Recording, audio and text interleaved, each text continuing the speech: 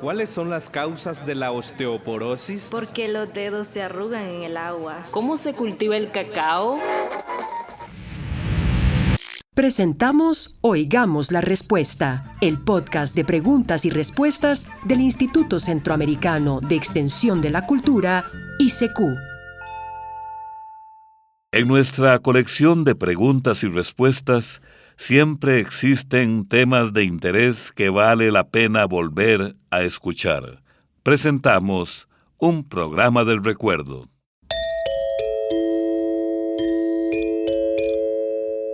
¿Cuál es el edificio más alto del mundo?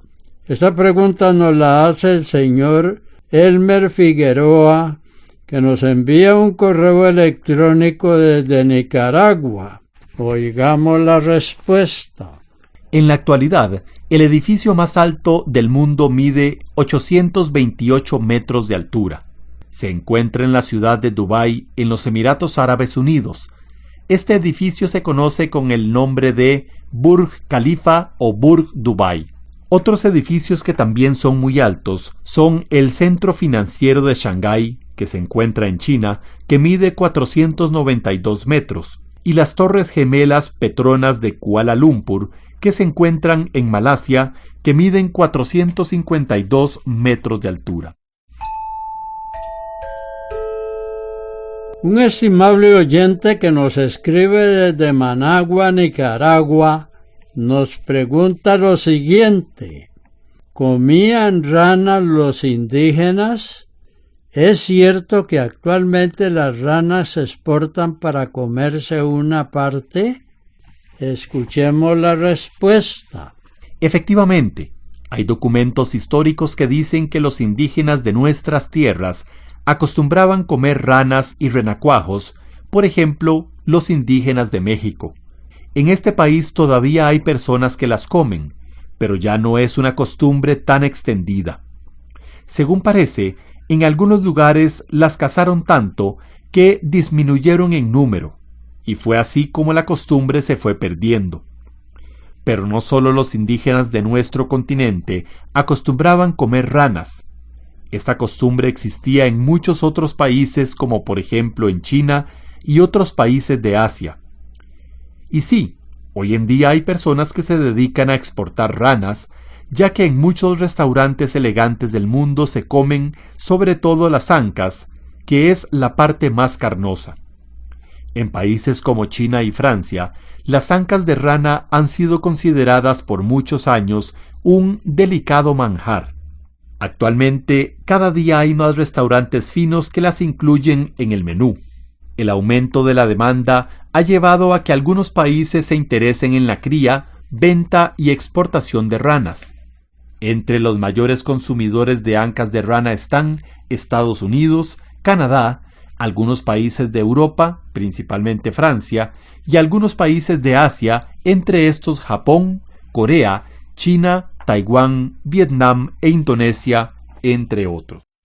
Está escuchando un programa del recuerdo. Un estimable oyente que nos escribe desde Managua, Nicaragua, nos dice lo siguiente: recuerdo que mi madre engordaba un chancho para venderlo en diciembre y celebrar la Purísima. ¿Es esta costumbre de origen indígena o español? Oigamos la respuesta. La celebración de la Purísima Concepción es de origen español, así como la costumbre de comer chancho, pues en nuestro continente no había cerdos, sino que fueron traídos a su llegada por los españoles. La Iglesia celebra la fiesta de la Purísima el 8 de diciembre. Esta tradición tiene varios siglos y fue traída a América por los hermanos franciscanos españoles. En Nicaragua, la celebración de la Purísima es la fiesta religiosa más importante del año, porque ella es la patrona de este país.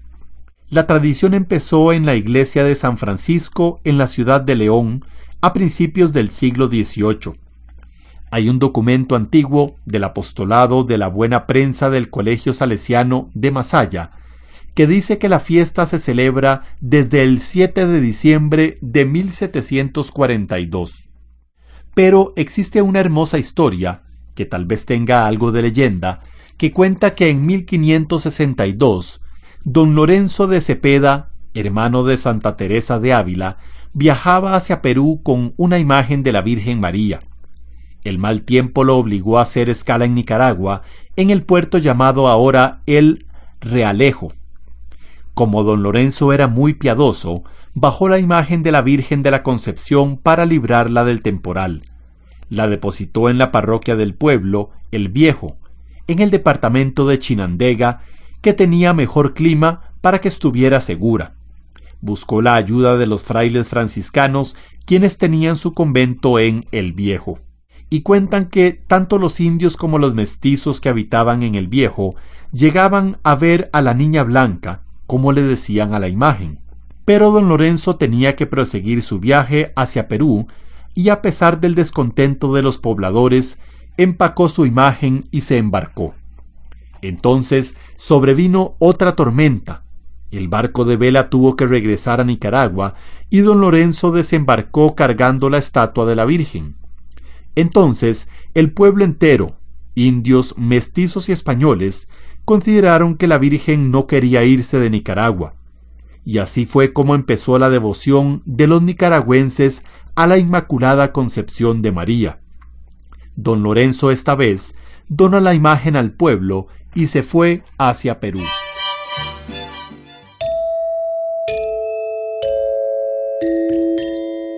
¿Por qué la carne de res causa estreñimiento en las mujeres embarazadas?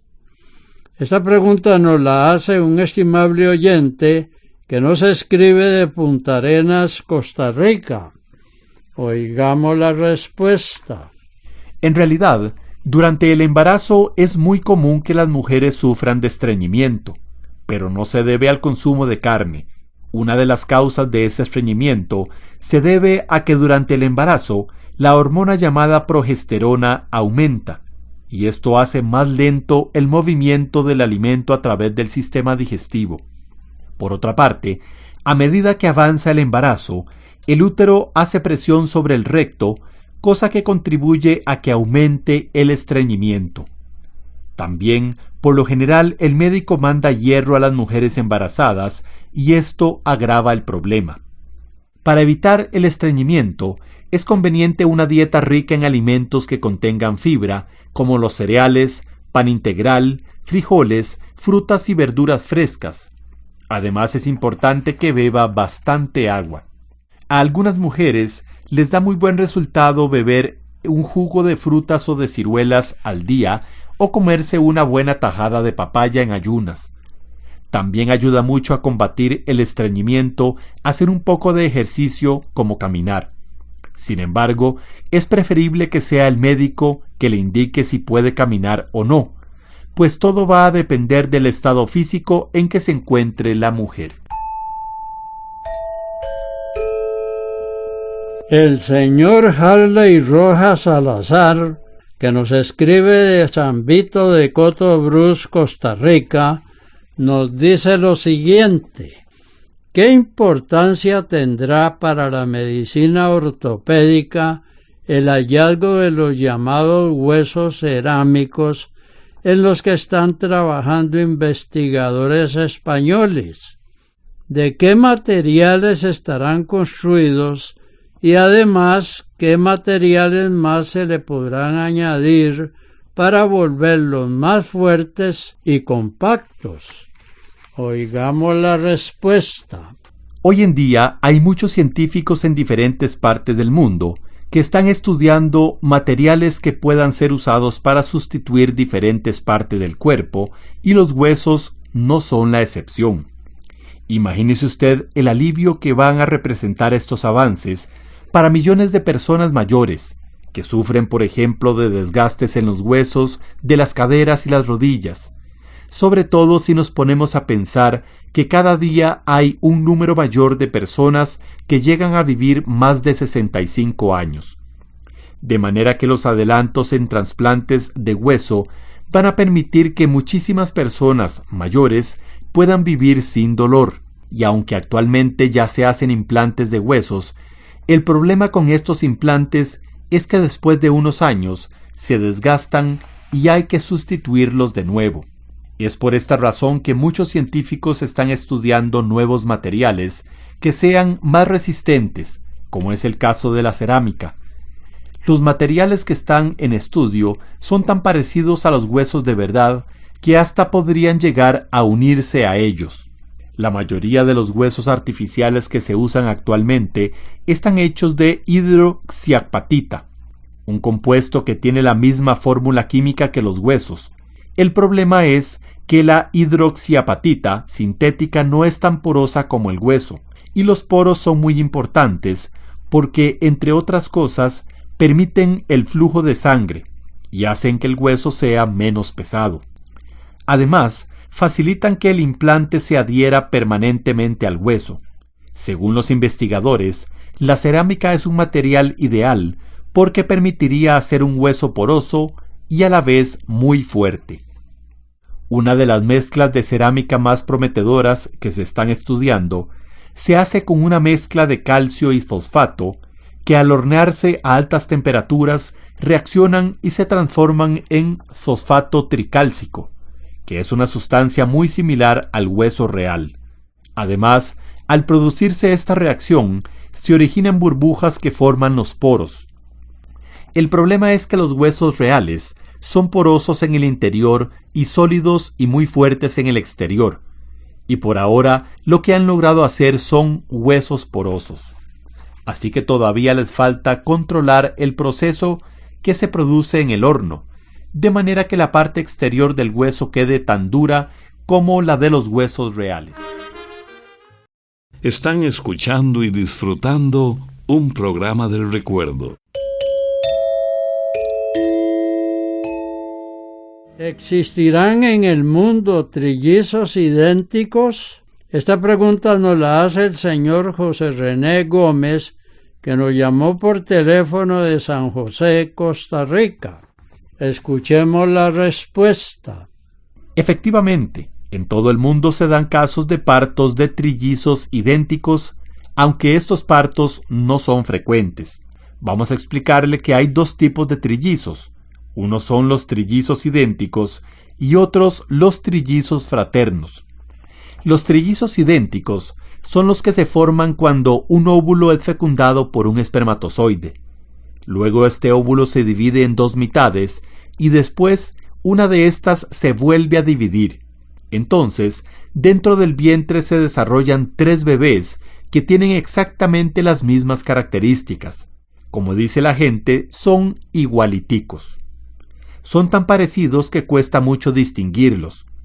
Los trillizos idénticos son del mismo sexo, tienen el mismo color de pelo y de ojos y el mismo grupo sanguíneo. En cambio, los trillizos fraternos se forman cuando 3 óvulos son fecundados por 3 espermatozoides diferentes. En este caso, vienen a ser como hermanos de los mismos padres, nacidos en el mismo parto. También puede darse el caso de trillizos, en que 2 son idénticos y el otro es fraterno. Pero como le dijimos, estos casos son muy poco frecuentes.